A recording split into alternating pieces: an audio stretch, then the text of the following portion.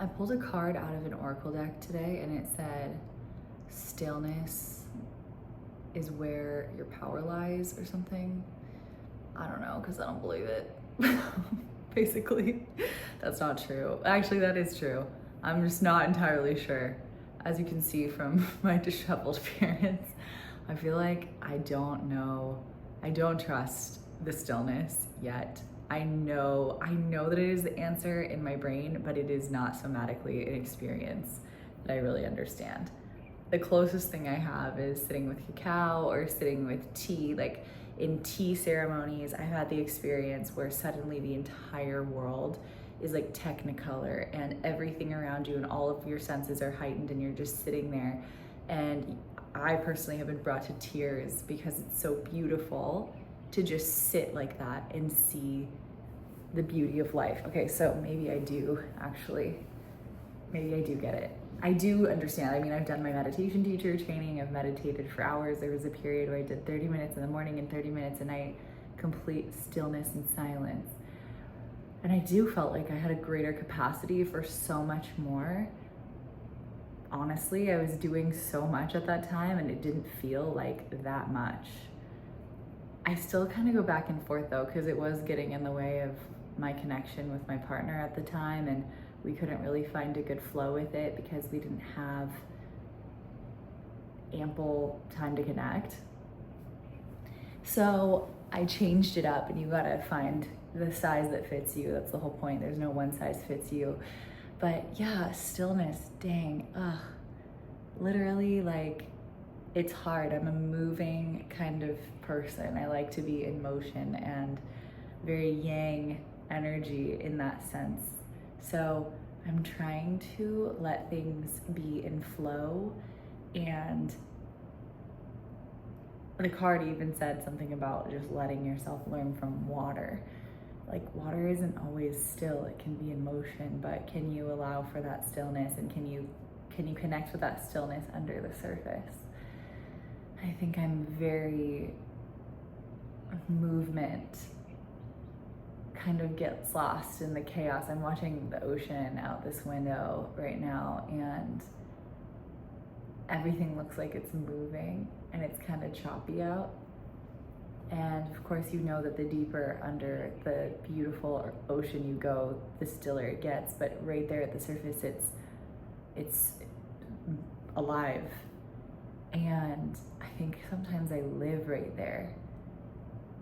So I want to get to a place where I can incorporate that stillness and silence more outside of just my meditation practice, which has gotten shorter and shorter as the years have gone on, admittedly. Some days I do longer ones, but some days I'm like shooting for like 7 minutes, which I think is big. It's still something to commit to that every single day, some form of stillness and silence. But for someone like me, who really, like, from the moment I wake up to the moment I get back in bed, it's like motion. And it's so funny, I complain a lot about being tired. And I've had a lot of people be like, oh, is it this, is it deficiencies, is it that? And I've gone blood tests and they've varied throughout the years. But when my friends come stay with me, they all seem to say the same thing, like, dude, I'm tired and it's like day 3. So I don't understand how you're cramming this much into one day. And yeah, I love to feel alive, but there is a point where it's at your own demise, and it's like, what's leading that? And you know, I always talk about being very soul-led, and I am, but I also am led by all kinds of things. I mean, I definitely let my own fear get in the driver's seat. I talked about my addiction to urgency and all of these other things. So when I'm in stillness, sometimes I really feel that collapse of energy, like my body can just like, exhale into, yeah, and it actually feels uncomfortable. It makes me feel extremely tired. I think it's like when you finally sit still enough to feel your body's like, dude, I'm so tired. So that's what I'm sitting with today. And I mentioned the card right out the gate because I pulled one with my mom this morning and with my family, and it just felt very accurate. She was like, yep, you do push a lot. I was like, where can I stop pushing and let the flow happen and let water, the energy of water. And she's like, you do push a lot. And I was like, I know, I'm pushing all the time. So it's something I'm being mindful of now. And to be honest, I've been mindful of it for years, but there's a different texture of understanding and awareness that I have now. I think before it was kind of like, can I just slap all these band-aids onto it? Okay, I've got my meditation practice, so good. Or like, okay, I'm gonna say that my intention is to slow down and to go slow. It's been that for almost a decade. Almost every single New Year's Eve, I decide that the next day I'm gonna go slow. And I've never gone slow a day in my life, pretty much, so. Yeah. I also have never gone camping. And I think that's crazy. I know that's actually embarrassing for me to say, but I've never really been camping, and since I was a kid, and when I tell you I was a kid, I just slept outside. It's camping. I feel like I gotta go camp and be off the grid and really sit with the stillness energy, because I've also been catching myself on my phone a lot, being really tied up in the stuff, go, always connected to other people. And I do try to take little breaks throughout the day, but damn, that's something that I'm definitely still navigating. I try to pin my messages so that I can batch respond to them later, but it just feels like there's so many that I start to, you can only pin up to 9 messages, and then I have to go back and respond to all of them. And because I don't like it when there's more unread, and then it starts becoming unread, and then I start trying to respond to the pinned messages so I can move them out and rotate them with the new unread messages. Does anybody do that? Because everyone I tell that I do that to thinks that I'm an insane person, and I don't know why, because maybe I am, but I think there's a lot of things I do that people think are insane, and I actually never, sometimes we're really it's the water we're swimming in. So I think that's one thing people think is crazy, which I don't think is that crazy, but okay, that I pin all of them. And then the other thing I do is, yeah, like I was saying, I cram from the minute I wake up into the time I go to bed. I try to see how much I can do in a day every single day. That's crazy. And then, yeah, when I sit still, I'm it's my body can finally catch up, and it's we're dying. So this is just me being real today. There's not any real wisdom. I honestly wanted to just sit in silence, and I was like, could I just record a video of myself being hey, I'm Kema, and we're gonna sit for 12 minutes in complete silence together. Okay, thanks so much. Subscribe, bye. I'm I think you guys would get pissed. I don't know, let me know. Would you do something like that with me? Do you want that? Remember when I used to come on here and lead meditations? Now you probably don't even trust me. The truth is I can connect to that place, but it does take discipline, and it's not just about the practice itself. Yes, you're gonna get benefits from that period of stillness and silence. I always do, but can you actually apply that to the rest of your life? And they say that with yoga too. Can you make the practice beyond the mat? Can you learn to breathe in the discomfort? Can you actually be present through transition? Can you, learn to manage the challenges a little more, be a little more flexible and strong? Whoop, look at me squirming around. Can't even sit still. Yeah, so I gotta apply that so much more, I feel, especially lately. And there's been eras of my life where I was much more balanced with it, but yeah, it's a tricky one for me. I definitely like to be moving and grooving. I don't have ADHD, for those who are wondering. Maybe if I really tested in, but my little sister had all these extra program things in school, she needed all the help. And I never did, I was fine. I never got nobody even suggested it to my parents or me, which is interesting, because when I look at how I operate, I'm I don't know, I'm feeling I'm so hyperactive, but yeah.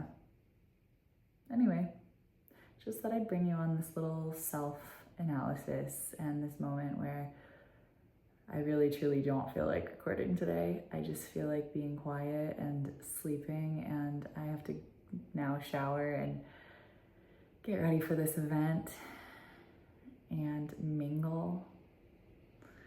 Oh, I don't want to be mingling right now, brother. But I'm gonna do it. It's also a challenge for me to be authentic in that setting too. Like, if I feel excited and like I want to turn it up and on because I'm just inspired and it happens naturally, great. But naturally, I mean, not naturally, very unnaturally, I used to just like on, off, off, on, and just like, yeah, hi, which I can do. I call it my little sociopath gift. But I'm at a place where I'm trying not to show up like that. And it's a fine line between walking into a room and being like, damn, I'm so tired, and like dumping that on everyone, but also being like real.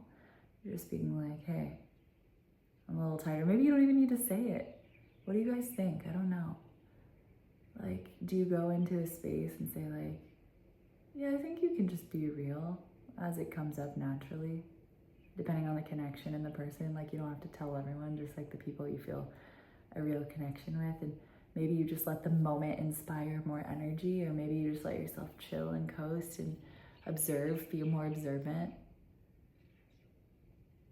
Yeah, it's crazy how much weight and pressure we put on ourselves, or at least I do, to like show up in a certain way, especially right now. Like right now I'm like, oh God, I better turn it up. And like tonight I'm like, I better turn it up. But it's like, what if just showing up like this is good? You know, what if this is enough? It gets like 500 dislikes. Like, whatever, that'd be good for me, you know? That'd be good for me. But I'll say this, showing up like this on YouTube every day, it's not really for the faint of heart. There's a lot of self-criticism that wants to come up. There's definitely fear. There's like the cringiness. There's all these different things. And if you want to let go of perfection, start a YouTube channel and post every single day, okay? Let me say that, because right now, like, even now, I want to go shower and wash my hair, and this is just like 2 days of ocean water. I know that's kind of nasty. But I wanted to wash my hair and then do my makeup and then do the video, but then I was like, I don't want to do all that. I don't have time for that. I gotta go. I don't want to be recording with my hair wet. Maybe that's also a perfectionism thing. But it was that, or I was gonna not do my makeup.